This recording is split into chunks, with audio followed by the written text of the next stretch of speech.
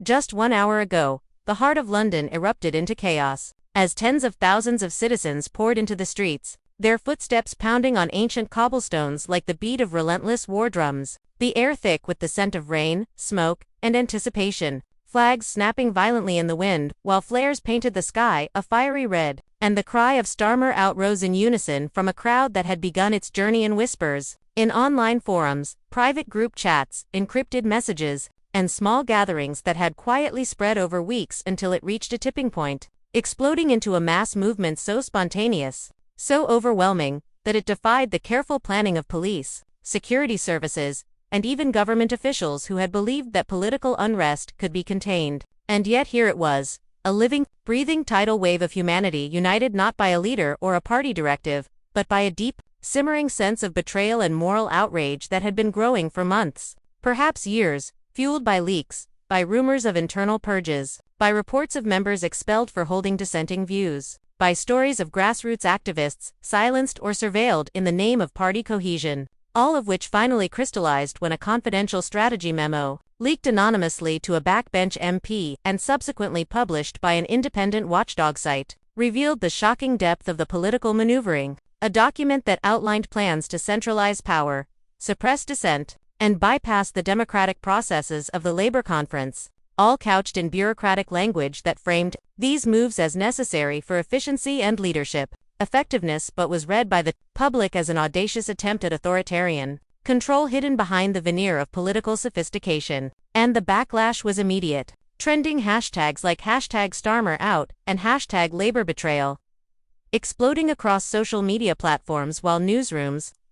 struggled to verify details that were simultaneously devastating and electrifying. And yet this was far more than online outrage, for what unfolded on the streets of London was the embodiment of a moral reckoning, with citizens who had once canvassed in the rain, who had walked door to door to promote party ideals, who had spent years invested in a vision of democracy and integrity, now feeling politically homeless, betrayed by the very leadership they had nurtured, their voices long silenced now rising together as a chorus of anger, conviction, and moral clarity, with teachers, NHS workers, students, war veterans, miners, office clerks, activists, parents, and children standing shoulder to shoulder, holding handmade signs, beating drums, shouting slogans, their collective presence overwhelming police barriers in a spontaneous surge of civic rebellion. And as they poured into Parliament Square, the Prime Minister remained locked in private meetings with donors and key political strategists, unaware that the tidal wave of public outrage would not be deferred by protocols,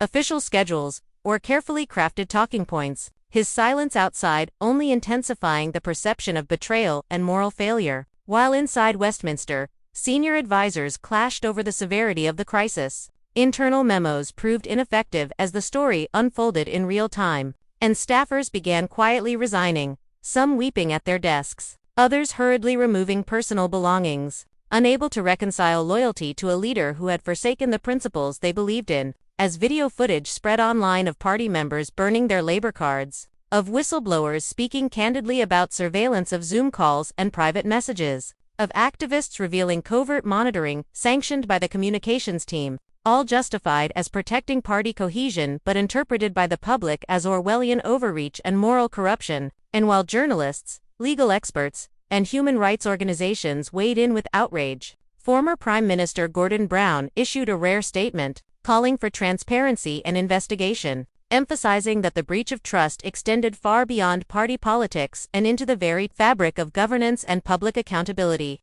And yet the situation escalated further as reports emerged of solidarity protests across the United Kingdom,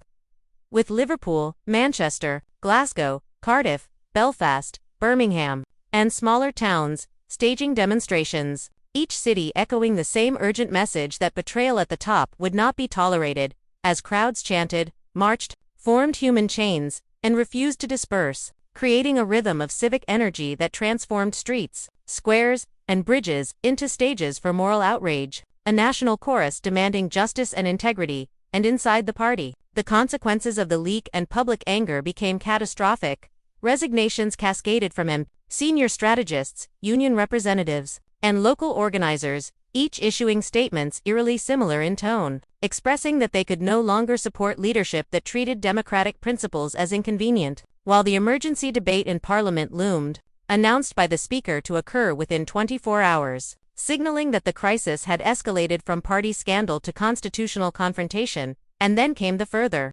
revelation that Buckingham Palace had quietly consulted with constitutional scholars, former justices, and opposition leaders, preparing contingencies for the potential removal of a sitting prime minister, a level of royal involvement unprecedented in modern history and igniting speculation, commentary, and debate across the country, while civil servants, previously considered the neutral custodians of governance, publicly condemned the suppression of internal party dialogue, asserting their allegiance to public duty and constitutional integrity rather than to any individual leader, a dramatic breach of convention that underscored the severity of the crisis. And as the day turned to night, tens of thousands remained outside Westminster, braving cold, rain, and exhaustion, chanting, singing, and maintaining a presence that transformed into a moral blockade, demanding justice, their persistence echoing the actions of past generations who had fought for minors' rights, healthcare, education, and justice, linking decades of civic struggle to the present, while the Prime Minister,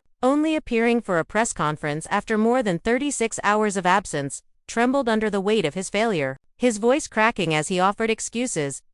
and vague promises of reform rather than clear answers, and his appearance did little to quell anger. For the crowd outside, the millions watching online, and the resigning members inside the party understood that the moment had passed for simple explanations, that accountability, resignation, and restoration of democratic trust were the only acceptable outcomes, and as dawn approached, the country remained in turmoil. Schools had closed early, transport networks were disrupted, postal services delayed, and regional centers mirrored the chaos of London, all while social media amplified every chant, every sign, every speech, turning local protest into a national movement, connecting citizens from every walk of life in a shared refusal to accept betrayal, a refusal to allow silence, fear, or authoritarian maneuvers to dictate the future. And the emergency debate in Parliament became a focal point for this nationwide moral and political reckoning, with security doubled, medical teams on standby, MPs anxiously whispering about no-confidence motions,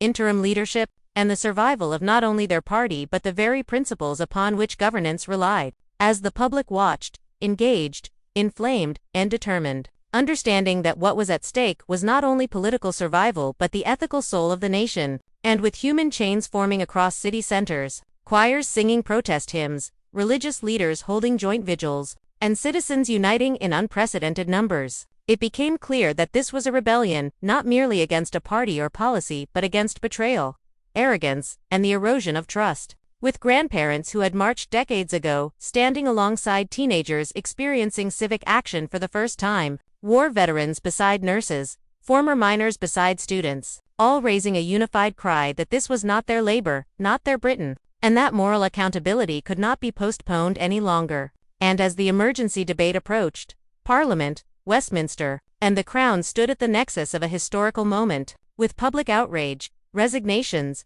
constitutional questions, and civic activism converging into a single narrative of national reckoning, a story where betrayal, outrage, and the insistence on principle collided with authority. And as the sun rose over London, the city transformed into a living monument to the power of collective moral action, thousands still outside Westminster, tents pitched, blankets spread, voices raised, refusing to disperse until justice was delivered, until the Prime Minister, who had lost not only the confidence of his party but the trust of the public, acknowledged the magnitude of his failure. And with further leaks revealing preparations within Buckingham Palace, emergency communications among civil servants, and the collapse of internal loyalty, it became undeniable that this was not merely a leadership crisis, but a defining moment in the political and moral history of Britain, where ordinary citizens had risen to demand accountability, where institutions were being tested, and where the very concept of trust between government and governed hung precariously in the balance, a balance that now tipped toward the people,